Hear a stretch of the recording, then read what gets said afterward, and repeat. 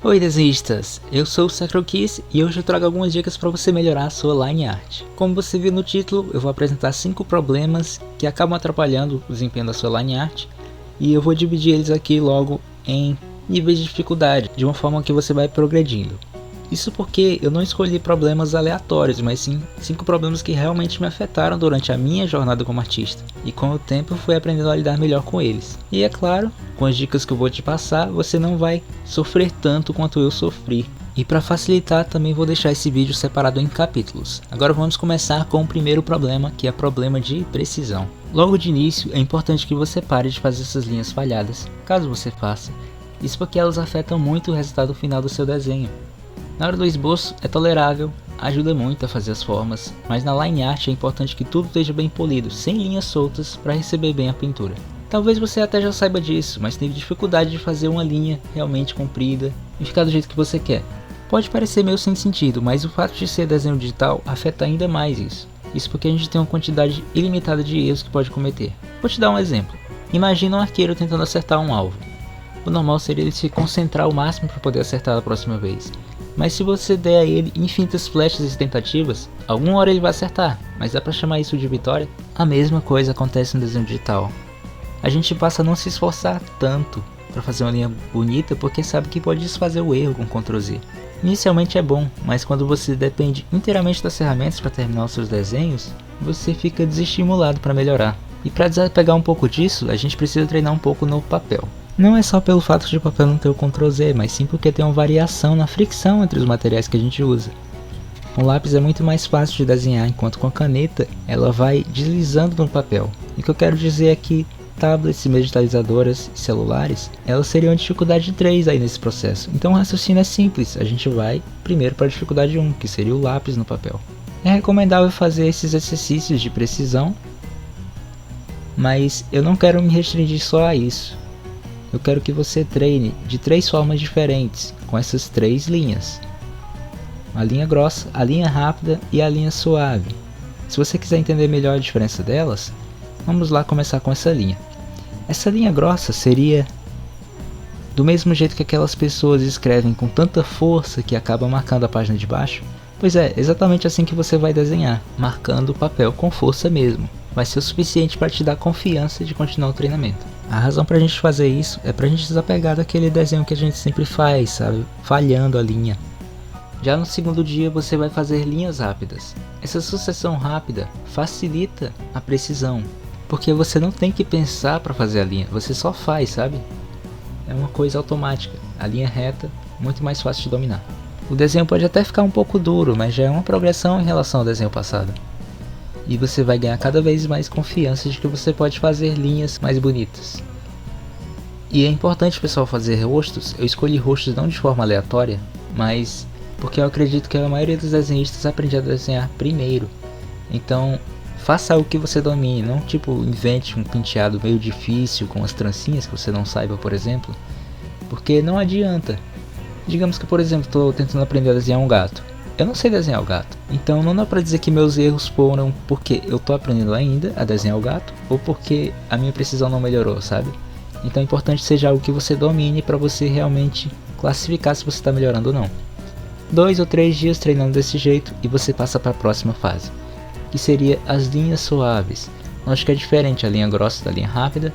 A linha suave a gente consegue fazer movimentos mais circulares, então o desenho não vai ficar duro, né? O cabelo vai ficar bem mais suave, mais bonito. Não se cobre muito no resultado desse aqui. O mais importante é você deixar a sua linha bem solta, para que seus movimentos fiquem mais circulares e mais bonitos, né? Menos duros. Note que é diferente você estar fazendo as linhas falhadas e você fazer a linha suave e ir remarcando ela de novo para engrossar. Eu tenho que fazer isso também justo para poder ficar visível aqui no vídeo. Olha como fica muito melhor. A gente pode até dar os detalhes dos cílios, pálpebras. Tudo fica muito mais detalhado, mais bonito. Até o fluxo do cabelo fica bem mais natural. Depois de alguns dias, é bem provável que as suas linhas fiquem bem mais soltas e mais confiantes. E aí você pode treinar mais uns 2 ou 3 dias desse jeito e partir para o treino com a caneta. Para o vídeo não ficar longo, eu não vou nem mostrar o processo da caneta, que é praticamente a mesma coisa. Mas você tem que ter em mente de não se cobrar muito. Até porque se você cometer erros aqui, lembre-se que no digital você teria como desfazer eles. Então, tudo bem, um errinho ou outro. Se você conseguiu melhorar sua precisão no papel, mas mesmo assim está tendo dificuldade na hora de passar para o digital, não se preocupe, provavelmente não é culpa sua, é só um problema de configuração. Então a gente vai vir aqui, dispositivos e caneta e Windows Ink, e você faz tudo que eu estou fazendo. Eu não quero entrar em muitos detalhes porque no meu último vídeo eu já falei sobre isso. Então se você acredita que realmente é culpa de algum problema de configuração, eu recomendo que você veja ele, que lá eu falo de muitos outros problemas, aqui está só o básico. Mas voltando para cá, eu deixei essas configurações com nada, porque eu já editei os atalhos na mesa digitalizadora e não quero que dê conflito. Já essa coisa de mão direita e mão esquerda, você tem que reparar que a gente não desenha retinho, a gente tem aquela inclinação na hora de desenhar.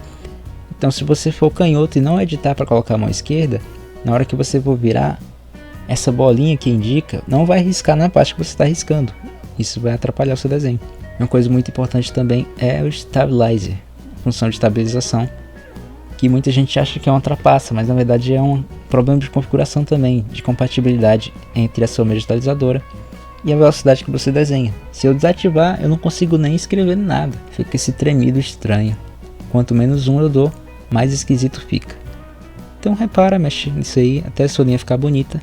E como eu falei, vê o outro vídeo caso você ainda esteja com dificuldade mesmo editando isso. E então, você é do tipo que até faz um esboço bonitinho, mas na hora de fazer a line art fica um pouco esquisito. Tem alguns motivos para isso acontecer, mas a gente precisa estar atento primeiro ao número que a gente coloca na nossa brush. Isso porque a line art não foi feita para a gente estar processando informação e sim fazendo a linha por cima.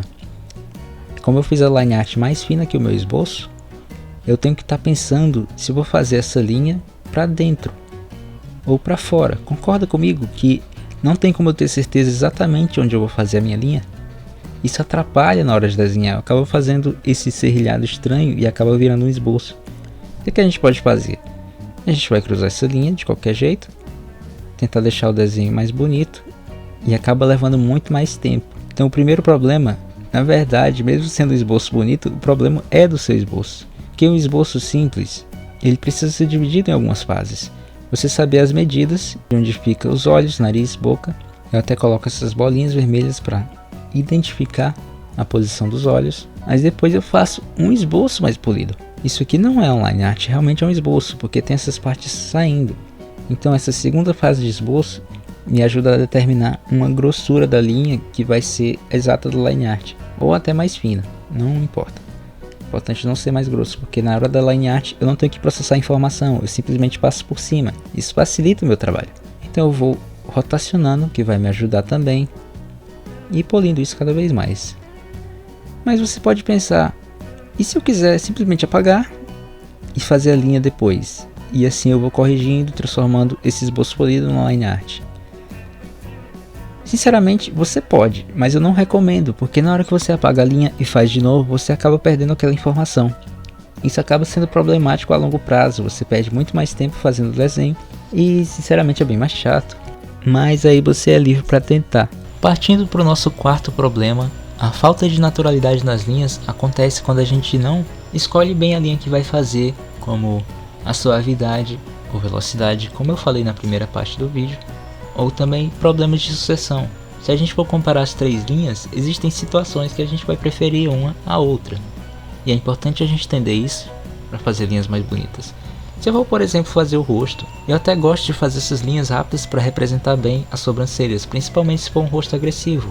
Mas eu vou querer suavizar um pouco os olhos para dar uma textura mais bonita. Em algumas partes, em alguns casos, eu vou querer as linhas rápidas, em outras as linhas suaves. É importante entender isso, principalmente quando a gente vai desenhar coisas que realmente precisam representar a maciez, como por exemplo certas partes do corpo. Digamos que eu quero fazer um rosto masculino, é normal que essas partes sejam quadradas, mas na hora de desenhar um rosto feminino, é importante modificar isso. A transição que tem no queixo, mandíbula e maxilar das mulheres é muito menos visível e marcante, então você tem que arredondar essas partes. Caso, por exemplo, no braço, talvez não tanto no ombro, mas à medida que vai descendo para essa parte que tem mais carne, menos ossos, você tem que demarcar menos. E aí a gente vai corrigindo, reforçando ombros, costelas, vão ficar mais marcadas, mais duras, mas em geral a pele vai ser mais macia. Claro que existem exceções no caso de desenhar personagens musculosos, né? Existe um meio termo em quão duro você vai fazer ou não. Repare que aqui está exagerado, então eu vou ter que apagar aquela parte de cima e ir suavizando. E assim você vai corrigindo de acordo com o erro que você notar. Mas não só isso, a falta de naturalidade também é ordem de sucessão. Repara bem nessas correntes. Elas estavam assim antes de eu corrigir. Eu fiz isso de propósito só para mostrar no vídeo, mas para vocês entenderem para não fazer isso. Como eu fiz essas correntes feias? Eu simplesmente fiz essa ordem, fazendo a parte de cima e tentando encaixar as outras correntes dos lados, eu fui completando. O problema aqui é que, se você reparar bem, essas linhas não se ligam da forma que deveriam, até porque elas não foram feitas iguais. Acaba ficando um pouco estranho, meio torto, não muito natural. As correntes precisam ser mais retas e representar uma continuidade, e não é isso que está acontecendo. O jeito certo de fazer é marcar primeiro a forma mais importante, que seria o quadrado das correntes, fazer a parte interna, não se importar muito com essas partes que estiverem passando, é só apagar depois, e você vai ajustando aos poucos. E depois de ter o quadrado, a gente faz as outras correntes dos lados. Dessa forma, a gente pode até ter um medo do contato, mas isso garante que a nossa linha vai ficar bonita. E assim você continua, ou seja, nunca tenha medo do contato entre as linhas, nem que você precise apagar depois. Porque se você fizer um meio termo, dessa forma, passando a linha para cima e a outra linha para baixo, você não tem como garantir a qualidade da linha. O certo é você fazer a linha completa e depois apagar os intermediários. Se você tiver o medo de apagar a line art de outro canto, por que não simplesmente criar uma nova camada, né? Ajuda bastante. Cria uma nova camada. Eu prefiro ter uma camada para o rosto, outra para o cabelo, outra para o corpo, e você vai tendo um controle sobre isso. Agora partindo para o último problema, que seria o peso da linha. Repara como existem linhas mais grossas e linhas mais finas no meu desenho. Isso existe uma variação para ficar um desenho mais dinâmico. Essas partes internas, no geral, vão ser mais finas que as partes externas, que dá o contorno do personagem. E aí, músculos, por exemplo, seriam linhas mais finas. Também partes como cílios, pálpebras, e esses detalhes no geral são mais finos que o resto. Outra coisa para se levar em consideração é perspectiva. Tudo que estiver mais próximo da tela vai ser muito mais marcante, e à medida que se distancia vai ficando menos forte essa marcação da linha. No geral, as orelhas também teriam essas linhas mais finas, mas porque nesse caso eu deixei para fazer isso na pintura.